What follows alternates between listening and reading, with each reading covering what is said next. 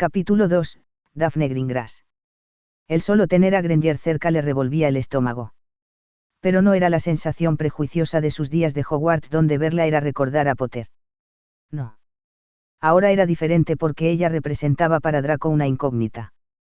La madre de los pelirrojos, una de las pocas personas que le dirigían la palabra desde su llegada a aquel lugar, había dicho que aquello era una prueba de gran valentía, y él coincidía con ella, era una prueba de valor.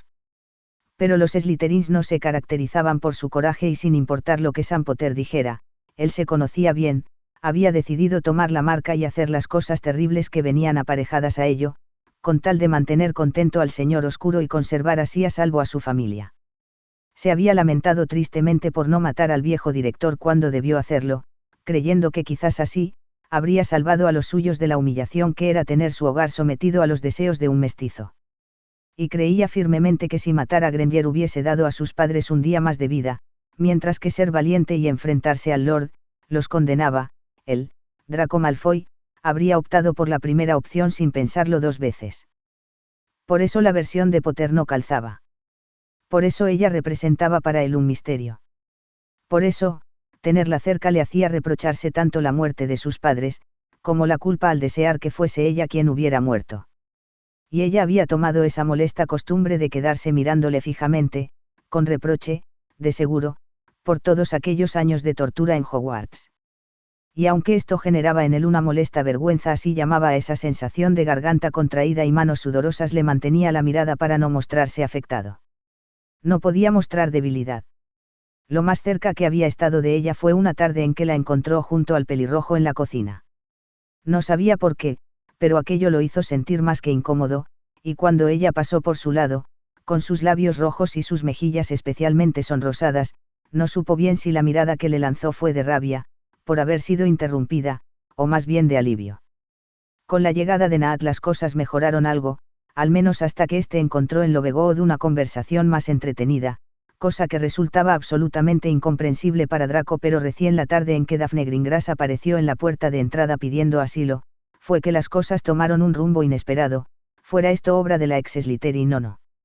Mientras habían estado en Hogwarts, la rubia hija mayor de los Greengrass no había sido particularmente cercana a Draco, al menos no tanto como lo fuera con Nat, por quien parecía tener una especie de encaprichamiento amoroso, pero al poco estar en aquel lugar y comprender que la nueva distracción de su antiguo mejor amigo, dígase Luna lunática Lovegood, no dejaba este tiempo para ella, en lugar de hacer un berrinche y regresar con su familia, como el rubio habría esperado, la joven se tornó en una buena compañera de conversaciones, una excelente mediadora con el resto de los habitantes de aquel lugar, en su mayoría Gryffindors que habían caído rendidos a su hechizo, y, por qué no decirlo, una amiga conveniente.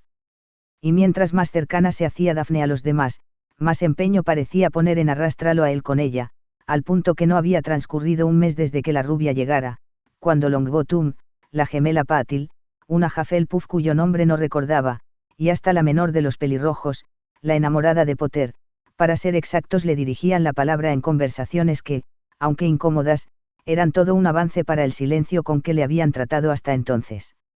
Y es que Daphne había sabido hacerse realmente encantadora, tanto como él jamás imaginó que una joven mimada como ella pudiera ser. Seguro que algo había tenido que ver en ello su particular belleza, pero mucho más aquella increíble necesidad de aceptación que no la abandonaba nunca, aunque en sus tiempos de Hogwarts no se había notado tanto como ahora. Fue también por culpa de Greengrass, que terminó una tarde, tras un largo año y medio de silencio, hablando con Hermione Granger. Hermione no entiende por qué ha aceptado quedarse en el comedor junto a ellos. Junto a Neville, a Parvati, y a Daphne Greengrass, que sentada al lado de Malfoy no ha dejado de hablar. La rubia cuenta una anécdota cargada de ironía, pero debe ser graciosa, pues todos ríen, así que ella ríe también. No logra entenderla del todo, pues su atención está completamente volcada en Malfoy. En sus ojos grises que la observan con insistencia. Ella gira su rostro hacia la rubia aparentando interés, solo para evitar la mirada de él, y la silla de él suena al instante siguiente. Cree que él se irá, pero Greengrass ha dicho algo que lo retiene. Y él habla. Hacía más de un año que Hermione no lo había oído hablar, y piensa que su voz ha cambiado bastante. Ahora es la voz de un hombre. Ella gira sus ojos hacia él otra vez, para comprobar que él sigue ahí, con la mirada perdida en una taza de té que ha dejado enfriar sobre la mesa. Seguro que a él tampoco le gusta, piensa ella, pero no sabe cómo decirle a él que ella también piensa que Neville prepara un té nauseabundo. Y los ojos de Daphne están fijos en ella ahora, esperando una respuesta a una interrogante que Hermione no escuchó.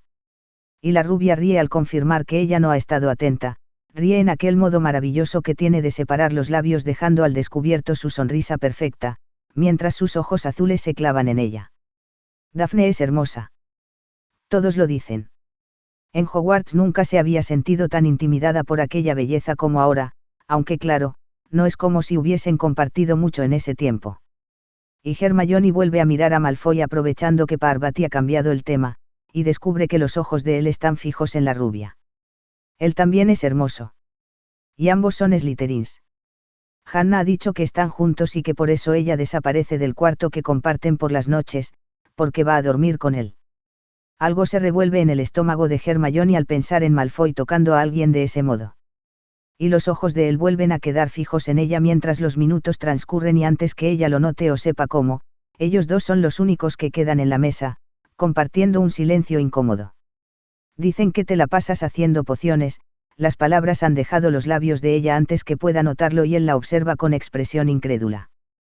Hermione se muerde el labio y regresa su mirada al tazón entre sus manos, avergonzada de lo tonta que debe parecerle al buscar conversación. Dicen que Weasley y tú están juntos, es su respuesta en tono burlón, lo que la obliga a alzar su mirada y negar con la cabeza. Eso no es cierto, ella intenta mantener la calma creyendo haber encontrado una oportunidad para una conversación que creía imposible. No sabe por qué su corazón late a 1000 por hora ante la idea, pero entonces nota que él se está poniendo de pie, sin intención de seguir ahí. Díselo a alguien a quien le importe, y la agresividad de aquel comentario es incomprensible para ella que lo observa mirándola con aquella expresión que no le veía desde sus tiempos de Hogwarts, haciéndola dudar. Es que no ha cambiado nada. No te haría daño conversar civilizadamente de vez en cuando, le advierte ella con paciencia. Él sigue de pie, con su sonrisa perversa, pero ya no parece tan pronto a irse. No es bueno que estés siempre tan apartado del resto y... Guarda tu lástima para los demás, ahora su tono es de rabia. No se trata de... Guárdala para los elfos que quieran oír tus ridículos sermones idealistas, se acerca a ella, lentamente, hasta quedar a su lado, y apoya una de sus blancas manos en la mesa. Guárdala para los ilusos que creen que esta guerra acabará bien, y para el pobretón. Deja que te folles y eso alivia su miseria. Ella se ha puesto de pie de un golpe, roja de ira, y alza su mano para borrar aquella sonrisa de su rostro pálido. Pero él es más rápido y enreda sus blancos dedos en su frágil muñeca y la aprieta. Y el pánico la domina y él retrocede espantado sin que ella comprenda la razón. No quiere quedarse a comprenderla, quiere huir. Pero su cuerpo tiembla descontroladamente haciendo imposible caminar. Alza su mirada a él, esperando encontrar en sus ojos una expresión burlesca, pero lo que encuentra la desconcierta. Él también ha retrocedido y su mirada proyecta algo muy similar al miedo. El tiempo transcurre en un silencio incómodo que él interrumpe con la más inesperada de las frases, y ella tiembla al oír cuando aquellos labios finos sueltan un lo siento. Y realmente lo siente, ella puede leerlo en sus ojos, y vuelve a creer que él ha cambiado. Quiere creerlo. Lo ve caminar lejos de ella, con los ojos fijos en el suelo y ella dice lo único que se viene a su cabeza. Malfoy, él apenas se detiene, no es por lástima. El silencio entre ambos retorna y por un instante fugaz cree que él ha comprendido el mensaje, y luego lo ve perderse. Draco no lograba entender lo que había ocurrido. No es por lástima, dijo ella y él en verdad quería que sus palabras fueran ciertas, que no fuera por lástima, porque fue precisamente por creer que ella lo compadecía que la rabia lo dominó, haciéndolo decir cosas que no debió. Pero lo peor de todo no era eso, sino aquel inexplicable estremecimiento que lo recorrió de pies a cabeza cuando sostuvo su muñeca. Aquella sensación vertiginosa que revolvió su estómago, y el modo en que su pulso se aceleró de un momento a otro. ¿Qué había sido eso? Con solo pensar en ello lo invadía el más profundo de los miedos, tanto más terrible porque no sabía realmente a qué temer.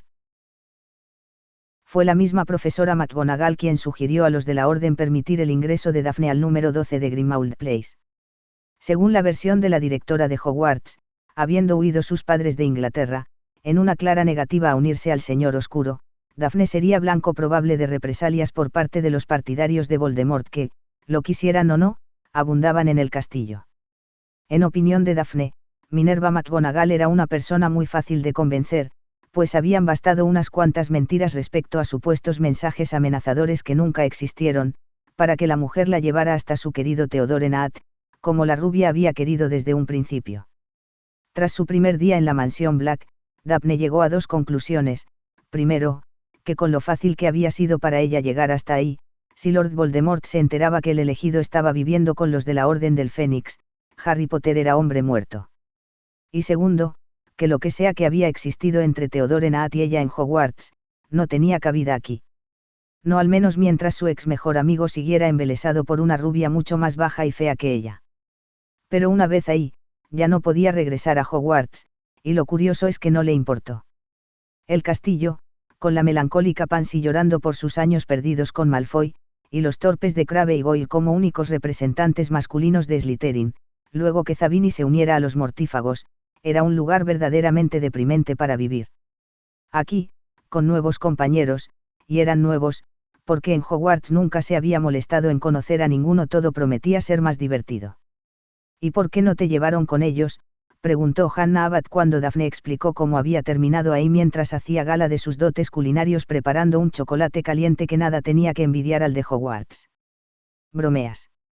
Y arriesgarse a que mi legendaria belleza los delatara, exclamó la rubia con el encantador sarcasmo que la caracterizaba. Solo podían llevar a mi hermana con ellos, como es una rubia común y corriente, nadie sospechará quiénes son, sonrió acercando una taza a Ginny que la observaba con suspicacia. ¿No me crees? Es verdad, la pelirroja tenía una ceja alzada en señal de reto.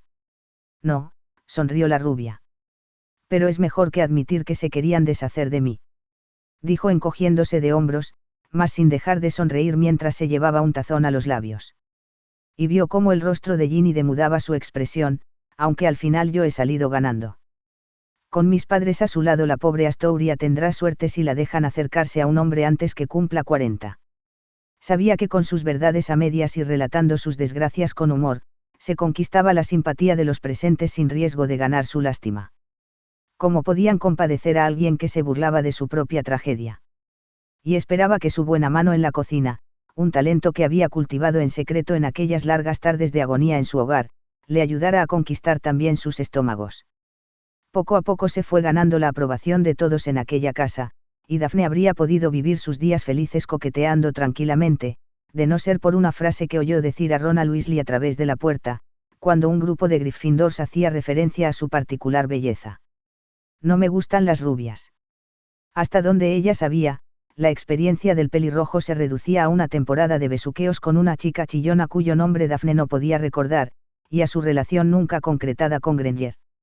En general, la opinión de alguien tan poco experimentado no le habría importado para nada, pero él dijo las rubias, y eso definitivamente la incluía a ella, algo que el natural vanidoso de la joven no podía tolerar. Por eso había pasado las últimas 3 semanas haciendo todo cuanto estaba en su poder para llamar su atención del modo en que acostumbraba llamar la atención de los hombres. Pero los ojos de Weasley seguían fijos en Granger. ¿Qué podía ver en ella? Su cabello deslustrado. La delgadez simplona de su cuerpo. Nunca había visto a nadie tan despreocupada al vestirse, ni tan mojigata al hacerlo, y, sin embargo, Weasley parecía embelesado ante su presencia, fiel a la posibilidad de una relación que no prometía grandes emociones. Pero Daphne estaba empeñada en hacerlo fijarse en ella, y si para eso tenía que quitar a Granger del camino, eso haría. Y la oportunidad se presentó ante sus ojos con más facilidad de la que ella habría esperado, y fue la tarde en que se percató por primera vez del modo en que la comelibros se quedaba mirando a Malfoy. Los días siguientes, utilizó sus encantos para generar conversaciones donde eventualmente participaran ambos e hizo todo cuanto estuvo en sus manos para que los demás aceptaran al rubio, pese a la reticencia de éste. Y poco a poco, sus estrategias fueron dando resultado. Estaba segura. El único que parecía no advertirlo era Weasley. ¿Has notado cómo Theodore y Lovegood parecen haberse hecho grandes amigos?, preguntó ella un día en que encontró a Ron en la cocina y se ofreció a servirle una porción de pastel de calabaza que ella misma había hecho esa tarde, para retenerlo. El pelirrojo terminó aceptando, más por cortesía que otra cosa, estaba segura, pero eso era lo de menos, me atrevería incluso a pensar que hay algo más entre ellos. Supongo, respondió Ron con desinterés, al tiempo que recibía el plato que ella le extendía, y volvía a tomar asiento junto a la mesa. Es curioso, porque normalmente los Slytherins no se fijan en chicas de otras casas, pero supongo que esta guerra lo cambia todo, ¿no? Él asintió en silencio, con la mirada perdida, y ella se mordió los labios calculando que había llegado el momento de sembrar la duda. Ahí tienes a Granger, por ejemplo. Los ojos de Weasley nunca le había parecido tan azules y brillantes como en aquel momento en que los clavó en ella con una mezcla de expectación y miedo. ¿Qué ocurre con Hermione? Titubeó. A Daphne casi le dio pena su expresión. Casi. Pero en el corazón de la joven había poco espacio para sentir compasión por otros cuando se trataba de conseguir lo que quería. ¿Es que no lo has notado? El modo con que ella y Malfoy se miran es más que evidente. Lo que siguió a ello fue una larga exposición por parte de Ron a Weasley respecto a todas las razones por las cuales Granger jamás tendría ese tipo de intenciones con Malfoy. Pero a Daphne le pareció, y no estaba equivocada, que al retirarse de la cocina, el pelirrojo ya no lucía tan convencido de que aquellas razones fueran suficientes. Al día siguiente, la rubia contempló, con una sonrisa en sus labios, el modo en que Weasley apretaba los puños al descubrir a Granger con la mirada fija en Malfoy. Cuando Neville se ofreció a acompañarlos en busca de un nuevo Horcrux, Hermione tuvo un mal presentimiento. Pero el muchacho insistió y Harry terminó por aceptar. Nunca ha sido particularmente bueno en enfrentamientos, le advirtió la joven a Remus Lupin cuando éste dio su aprobación. Está seguro que es una buena idea que nos acompañe. Hermione, hace meses que Neville y los demás forman parte de la Orden, igual que ustedes. Se están preparando con Arouras para enfrentar a los mortífagos cuando llegue el momento, y hasta ahora no les hemos permitido hacer más que una que otra misión de reconocimiento, como si se tratara de niños a los que debemos proteger. Quizás sea tiempo de que les permitamos demostrar que son capaces de algo más que jugar a estar en guerra. Ron apoyó las palabras del hombre lobo y Harry guardó silencio, por lo que a Hermione no le quedó más que aceptarlo. Tal vez Lupin tenía razón. Después de todo, Neville y los demás no eran más jóvenes que ellos mismos, sin importar cuán frágiles le parecieran a Hermione. Pero 3 horas después, en medio del bosque, la joven ya no pensaba igual. Atacados por un grupo de mortífagos que parecían más que enterados de la ubicación de Harry, vio cómo Neville se paralizaba ante el pánico y ella debió tomar su mano y correr tan fuerte como pudiera lejos de todos, lejos de Harry y Ron, a sabiendas de que los mortífagos perseguirían al elegido. Era el único modo de poner a salvo a Neville, buscar un lugar lejos de los encapuchados para usar el traslador que lo llevaría de regreso al cuartel, sin temor a que los seguidores de Voldemort pudieran rastrearlos hasta allá. Neville. Gritó Hermione al muchacho para hacerlo reaccionar, creyendo estar lo suficientemente lejos de los enmascarados. Neville. Puedes regresar solo al cuartel. Necesito volver con Harry y Ron. Neville asintió catatónico. Activaré el traslador para qué. Los ojos de Neville se abrieron como plato y extendió la varita por sobre el hombro de Hermione haciendo que ella también se volteara al comprender que alguien había aparecido a sus espaldas. Pero Neville no alcanzó a terminar el hechizo y la joven apenas logró esquivar el rayo rojo que golpeó el pecho de su amigo. La varita temblaba entre los dedos de Hermione apuntando al punto de donde había sido proferido el crucio, pero la figura se movió con tal agilidad que Hermione apenas logró percatarse de lo rápido que la tuvo junto a ella, hasta que su varita voló por los aires y una mano se enredó entre sus cabellos, alzándola del piso. Vaya. Que no es la mugrosa amiguita de Potter. Llegó a sus espaldas una voz ronca, amortiguada por la máscara que cubría su rostro. Neville gimoteó algo desde su lugar en el suelo y el cruciatus se oyó en el bosque por segunda vez, generando otro grito desgarrado por parte de su amigo. No. Gritó Hermione y sintió como los dedos en su cabello apretaban con más fuerza y de un solo golpe llevaron su frente a impactar contra el árbol más cercano. Después me encargaré de ti, sangre sucia. Dijo el mortífago, antes de volcar su atención en Neville otra vez, mientras ella se desvanecía sobre el verde forraje del bosque. Su cabeza daba vueltas y sentía algo tibio correr por su frente. Intentó abrir los ojos pero todo era oscuro con destellos luminosos que le impedían ver nada. Oyó a Neville gritar otra vez, lo que la hizo recordar dónde estaba y se afirmó sobre sus brazos, abriendo y cerrando los ojos hasta conseguir ver algo. Su varita se advertía borrosa a solo unos metros y se arrastró hasta ella como pudo. Hubo un nuevo grito de Neville ante otro golpe por parte del mortífago, quien decía algo que ella no alcanzaba a comprender. Sus dedos se aferraron a la varita y Hermione se incorporó tambaleante hasta enfocar la figura frente a ella pensando que de no apresurarse su amigo moriría a manos del mortífago. Y apuntó hasta él. Avada Kedavra. La maldición salió de sus labios antes que ella tuviera tiempo de pensar en lo que había dicho. El rayo verde surcó el aire y por unos centímetros, solo por unos centímetros, se desvió de su objetivo. Pero esto fue suficiente para atraer la atención del enmascarado. Maldita.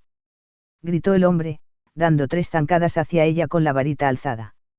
Ella cerró los ojos pronta a recibir el hechizo, pensando en que al menos sus padres no sufrirían al saberla muerta. Notó el destello verde que emitió el hechizo, pero después de haber sido dicho, ella siguió respirando. Sería así como se sentía la muerte. Como si nada hubiera cambiado. Y sus ojos se abrieron mientras la figura frente a ella se desplomaba contra el suelo. Y a sus espaldas, y con la varita aún alzada, encontró a la persona que ella menos hubiese esperado encontrar, Severus Snape. ¿Puede caminar, señorita Granger? Fue todo lo que el hombre preguntó con su mirada impenetrable, y Hermione asintió confusa, extrañamente consciente de que el mismo mortífago que había dado muerte a Dumbledore era ahora el que le salvaba la vida. Bien, porque creo que el señor Longbottom necesitará de su ayuda para regresar. Hermione volvió a sentir aún conmocionada ante lo ocurrido y caminó hasta Neville, que se hallaba inconsciente sobre el piso. Cuando volvió a mirar y antes de que el traslador hiciera que todo girase en torno a ellos, la figura de Snape había desaparecido.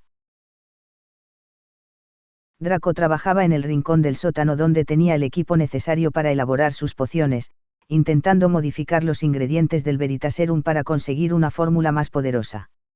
No era ciertamente su pócima favorita, pero desde que Lupin destacara su talento en pociones, el rubio había descubierto que preparando los brebajes que la orden requería, tenía libre acceso a los demás ingredientes, e incluso podía encargar de Hogsmeade los otros que necesitara para preparar sus propias pociones, muchas de las cuales no eran aún más que intentos fallidos, pero cumplían con mantenerlo ocupado. Y es que Draco en verdad necesitaba mantenerse ocupado para conservar la cordura en aquel lugar infestado de Gryffindors. Escribía en el rotulado de su última poción cuando sintió los pasos de un extraño descendiendo las escaleras y al instante siguiente, Hermione Granger emergía de las sombras para quedar de pie frente a él. Su enmarañado cabello tenía un par de hojas secas enredadas y sus ropas estaban sucias. Pero lo más impactante era su rostro, más pálido que de costumbre, transmitiendo un cansancio y una angustia que no le había visto nunca, y en el borde derecho de su frente, justo donde comenzaba su cabellera, un par de rasguños con bordes rojos, se revelaban como el origen de la sangre seca que ensuciaba su cara. Draco no pudo evitar alzar una ceja en señal de asco, pero ella no lo advirtió. El profesor Lupin necesita que prepares más poción para dormir, dijo ella con una voz que reflejaba su agotado estado. Draco hizo un leve gesto con la cabeza en señal de asentimiento. Ha debido acabar toda la que tenía en Neville y cree que necesitará más para cuando despierte. El rubio no podía dejar de preguntarse a qué venían las explicaciones en ese momento, pero se mantuvo en silencio con el ceño fruncido, mientras ella seguía hablando. Fue el Cruciatus, un mortífago lo hizo sobre él muchas veces y... No sé. El profesor Lupin dice que se repondrá, pero prefiere mantenerlo dormido hasta que acabe el dolor. Draco habría querido preguntar si aquella sesión de Cruciatus había tenido algo que ver con la búsqueda de los Horrocruxes que hacía Potter de tanto en tanto, pero creyó que eso podía dar pie a una conversación, y lo que menos necesitaba él era tener que hablar con Granger. Dile a Lupin que la prepararé. Y volvió su atención a los frascos de cristal, esperando que ella entendiera con eso que debía irse. Para su molestia, al alzar los ojos otra vez, la joven seguía ahí, con la vista clavada en el piso restregándose las manos nerviosamente. ¿Hay algo más que debas decirme?, preguntó molesto. Su presencia ahí lo incomodaba y la quería lejos pronto. Hice la maldición imperdonable. Draco giró sus ojos hacia ella, extrañamente sorprendido ante aquella confesión, y se encontró con que a los restos de sangre esparcidos por su rostro, ahora se sumaban las lágrimas. Un estremecimiento recorrió su espalda ante aquella visión y un dolor extrañamente familiar, pero que no recordaba haber sentido nunca, oprimió su pecho. Era como si pudiera comprender de pronto toda la angustia que la joven transmitía a través de ese llanto, y como si esto le doliera a él también. Sin saber por qué, sintió la necesidad de anular la causa de aquel dolor, de consolarla, de impedir que volviera a sufrir de aquel modo nunca. Pero. ¿Por qué? No lo maté, pero. Nunca en mi vida había deseado tanto la muerte de alguien. Nunca creí tampoco que llegaría a utilizar ese hechizo. Yo no soy así. Yo no, y el llanto se apoderó de ella sin dejarla seguir explicando nada. Draco sintió cómo algo explotaba dentro de él y lo obligaba a caminar hasta ella. Hermione abrió los ojos como plato cuando se percató de lo cerca que estaba el rubio. Algo le oprimía el pecho al solo pensar en ello, y cuando él la tomó por el mentón con sus fríos dedos, un estremecimiento recorrió su cuerpo y el llanto se frenó en seco. Pero Draco no la miraba a ella, sino su frente.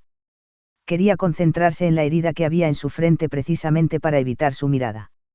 Y alzó la varita hasta aquel lugar de donde aún brotaban unas gotas de sangre roja y brillante. Unas gotas de sangre sucia. Sonrió al pensarlo, y ella advirtió esa sonrisa, pero no supo a qué se debía. Sanaré, dijo él, y ella sintió posarse un tibio calor en su frente, y al instante siguiente el dolor había desaparecido. Hermione llevó sus dedos al lugar para comprobar que la herida ya no existía. Habría querido agradecerle, pero la confusión respecto a la acción de Malfoy le impedía decir nada. Y él no podía hacer más que mirarla. Mirar a aquellos ojos confundidos y a la extraña mezcla de duda y agradecimiento que había en ellos. Resultaba fascinante la sensación que se había apoderado de él al calmar en algo el dolor de la joven, era alivio. El más increíble de los alivios que había sentido nunca. Como si ayudarla con aquella nimiedad pudiera borrar en algo su comportamiento en el pasado, o incluso algo más que no lograba recordar. Hermione, era Ginny quien la llamaba desde la escalera, son Ron y Harry. Lograron regresar.